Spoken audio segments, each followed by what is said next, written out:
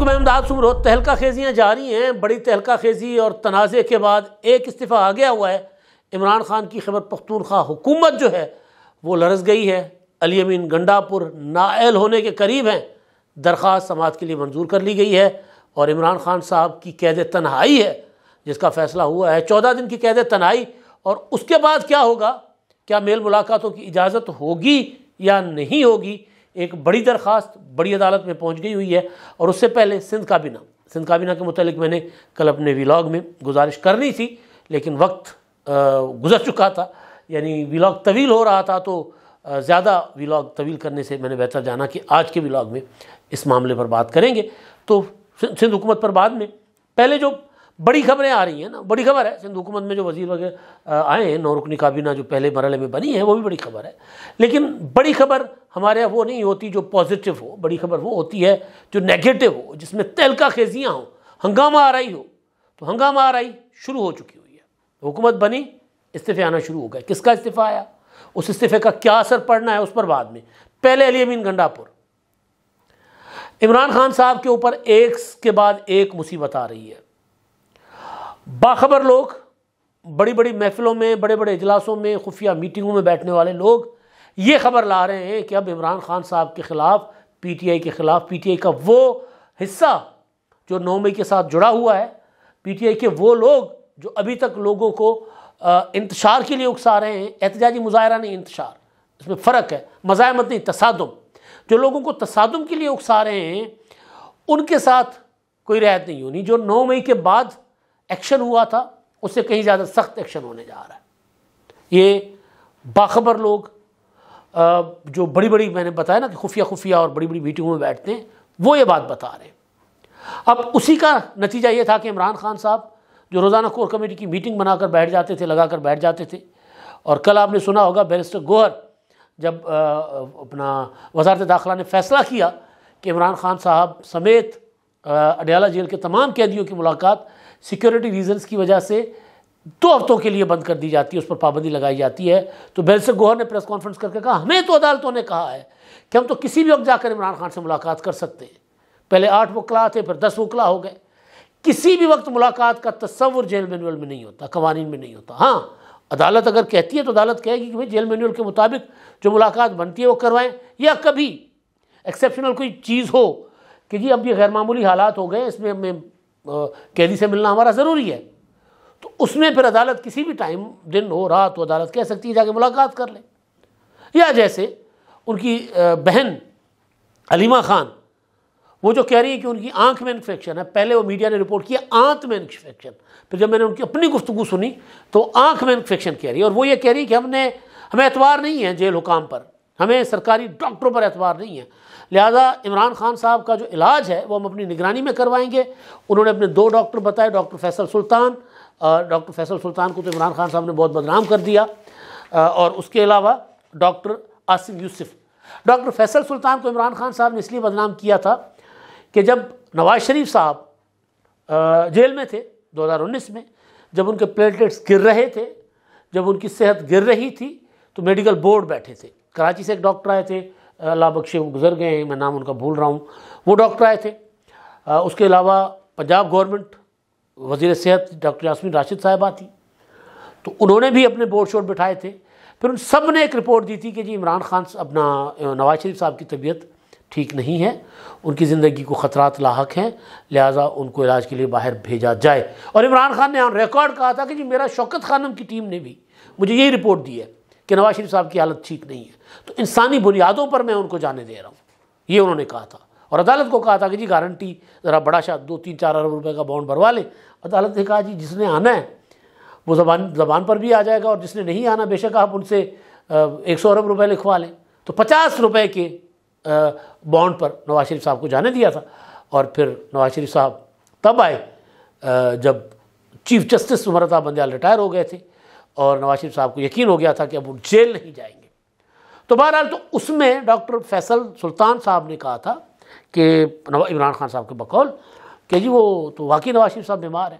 اور پھر جب وہ نواز شریف صاحب ایئرپورٹ گئے تو عمران خان نے کہا یار مجھے تو ایک بتایا گیا تھا، وہاں ایئرپورٹ گئے وہ تو دوڑتے ہوئے سیڑھیاں چڑھتے ہوئے جہاز پہ چڑھے، حالانکہ لفٹر سے گئے تھے. تو بہرحال تو اپنا علیمہ خان صاحبہ کہہ رہی ہیں کہ عمران خان صاحب کی آنکھ کا، دانت کا، یا جو بھی ان کو مسئلہ ہے وہ علاج جو ہے ہم اپنی نگرانی میں کریں گے، اور اس کے لیے ہم نے عدالت کو درخواست دے دی ہے، کیونکہ ہمیں حکومتی ڈاکٹروں پر، حکومتی ٹیموں پر اعتبار نہیں ہے۔ اب تو پابندیاں لگ گئی عمران خان صاحب کے اوپر، اور پابندی ظاہر ہے، پابندی کا مطلب یہ ہے کہ ہم ان سے قید تنہائی کوئی اور چیز ہوتی ہے۔ میں دیکھ رہا تھا کچھ پی ٹی آئی کے لوگ کہہ رہے تھے قید تنہائی، قید تنہائی یہ ہوتی ہے کہ جیل کے اندر بھی کوئی نہ ملے بھائی، وہ جو سنتری کھڑا ہوتا ہے نا آپ کے بیرک کے باہر، اس کی بھی آواز نہ آئے، آپ کسی سے بات کرنے جوگے نہ ہوں، اندھیرا ہو، آپ کو پتہ نہ چلے کہ دن ہے یا رات ہے، نہ آپ کے پاس گھڑی ہوگی، نہ ٹائم ہوگا، نہ آپ کے پاس پڑھنے کے لیے کچھ ہوگا، نہ آپ کو کچھ ملے گا۔ قید تنہائی کوئی اور چیز ہوتی ہے۔ تو بہرحال لیکن قید تنہائی ٹائپ، یعنی باہر سے کوئی ملنے نہیں آ رہا عمران خان صاحب سے، تو 14-15 دن، اب 14-15 دن کے بعد جو چیزیں ہونے جا رہی ہیں وہ بڑی جو ہے وہ ہم کہہ سکتے ہیں کہ عمران خان کے لیے بھیانک ہے۔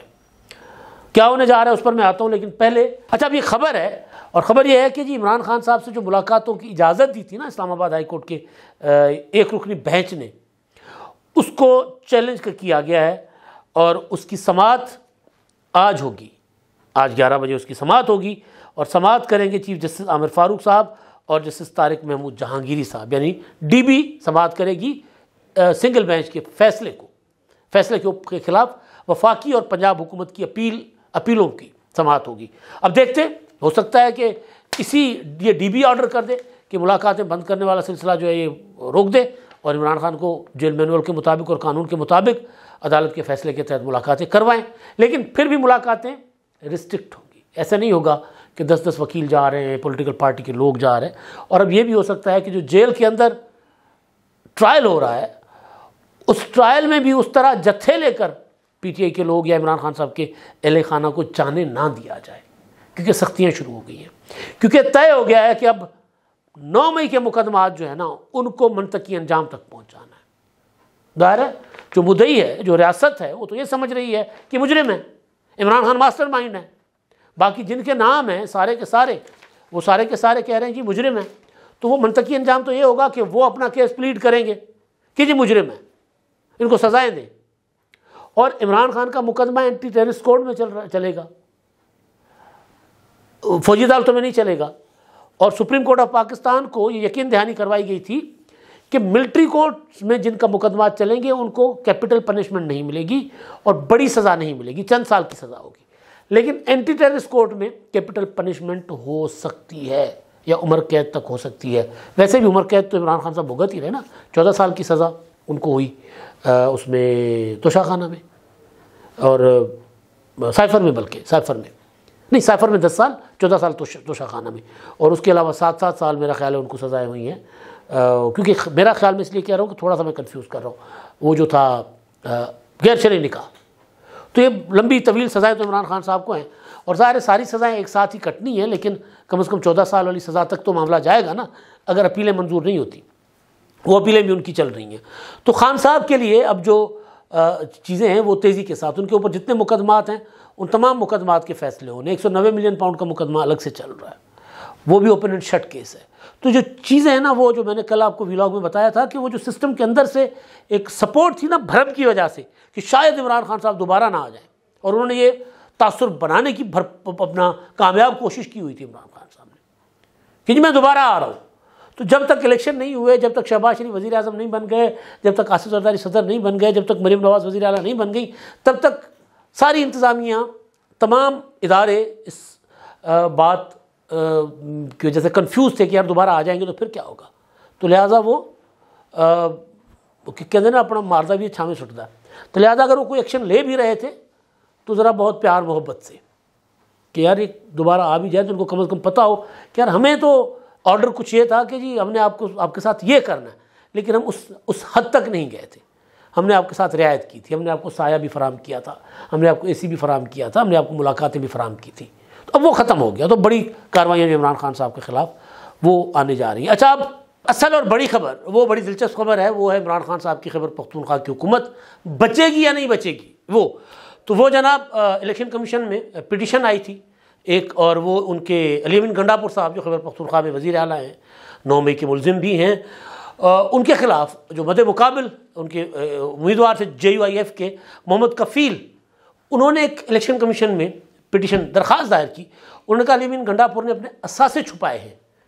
تو وہ درخواست چند روز پہلے انہوں نے جمع کروائی تھی. اب کل ان کی درخواست کو الیکشن کمیشن نے قابل سماعت قرار دیتے ہوئے 26 مارچ کو مقرر کر لیا، یعنی 26 مارچ کے لیے نوٹسز کر دیے ہیں.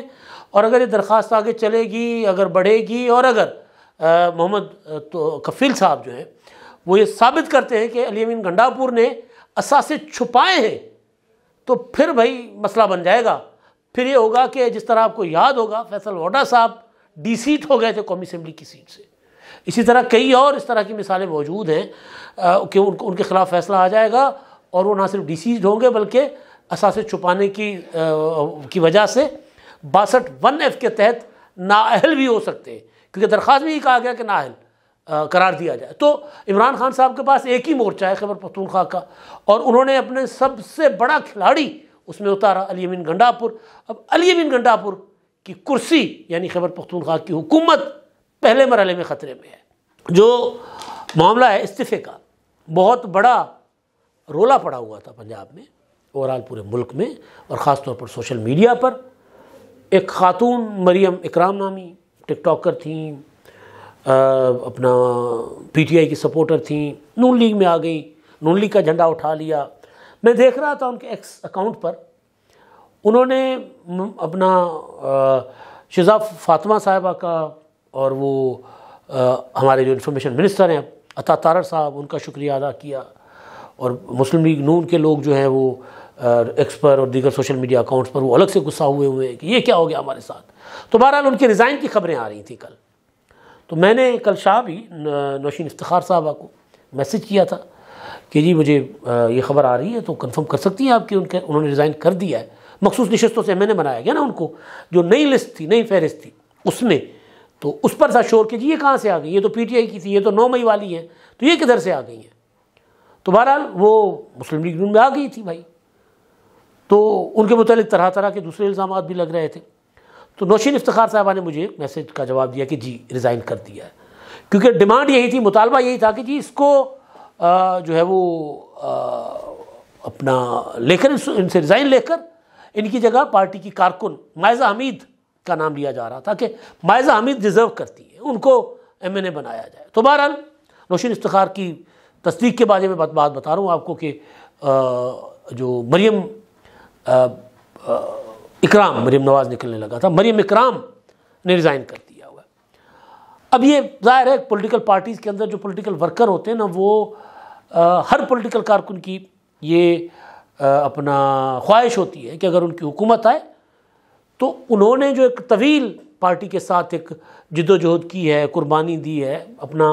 دیکھیے ہر بندہ کاروباری، ملازم پیشہ، ہر بندہ اپنا وقت دیتا ہے نا، تو وہ وقت اس کا قیمتی ہوتا ہے. تو اگر پارٹیاں وقت دینے والے کارکن کو چھوڑ کے، قربانی دینے والے کارکن کو کھڈے لائن لگا کے اور نئے شامل ہونے والوں کو اگر نوازتی رہیں گی تو پھر پولیٹیکل پارٹیز ختم ہو جاتی ہیں. اور یہی وجہ ہے کہ ہماری پولیٹیکل پارٹیز کو اس چیز کا بہت نقصان ہوا ہے کہ کارکن پھر قربانیاں نہیں دیتے.